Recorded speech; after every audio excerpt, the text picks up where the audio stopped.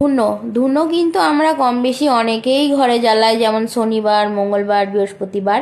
আর ধুনো কিন্তু একদমই শুধু জ্বালাতে নেই, ধুনোর সাথে কিছু কিছু উপকরণ আছে, ওইগুলো মিশিয়ে রেখে জ্বালালে কিন্তু অনেক শুভ এবং নেগেটিভ এনার্জি দূর করে পজিটিভ এনার্জি নিয়ে আসবে এবং ঘরটা অনেক সুগন্ধময় হয়ে উঠবে।